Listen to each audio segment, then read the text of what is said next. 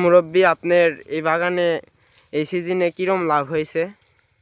এবার বর্ষার কারণে এবার আমার বাগানে লাভ হয়নি, কোনো রকম খরচের টাকাটা উঠেছে।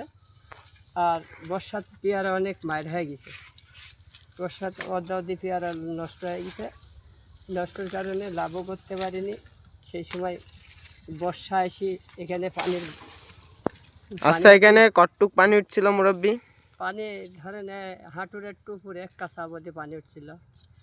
এত পানি উঠছিল? পেয়ারা গাছের কোনো ক্ষতি হয়নি? না, পেয়ারা গাছ মরে না। পেয়ারা গাছ আপনার খুব পানি ভাঙে, পেয়ারা গাছের সমস্যা হয় না। পানি উঠলেও পেয়ারা গাছ ইনশাল্লাহ খুব ধৈর্যমান গাছ, গাছের মধ্যে খুব ধৈর্যমান গাছ। পেয়ারা গাছ এত ভালো যে পানি যদি মেলাও হয়, এক কুমোর এক বুকও হয়, তাও পেয়ারা গাছ মরে না। পেয়ারা গাছ ইনশাল্লাহ এই রকমই দেখছেন, দেখেন এই রকমই আমার গাছে পেয়ারা ছিল, এইরকম ঝোপা ঝোপা গাছে পেয়ারা ছিল বর্ষার সময়, বুঝলেন? দেখেন পেয়ারার চেহারা, দেখেন পেয়ারা দেখতে পাইছেন?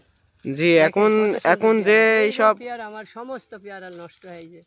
এরকম পেয়ারা আমার ভুঁয়ে প্রচুর পরিমাণ ছিল, সমস্ত পেয়ারা সব তুলে ফেলে দিছি। এখন এই দেখেন এই গুটিগুলার পুর ভরসা, দেখেন এই সব গুটি, ইনশাল্লাহ এই গুটিগুলা যদি আমি পাই, এগুলার দাম পাবো নিম্ন 3000 টাকা কার্টন পাবো এরকম গুটি থাকলে।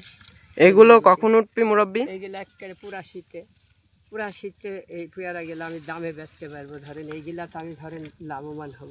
শীতের সময় পেয়ারার দাম হয়? শীতের সময় পেয়ারার খুব ভালো দাম পাওয়া যায়, কিন্তু এই সময়টাই পেয়ারা যখন দাম হয় সেখন পেয়ারা ধরে পাতলা, বুঝলেন?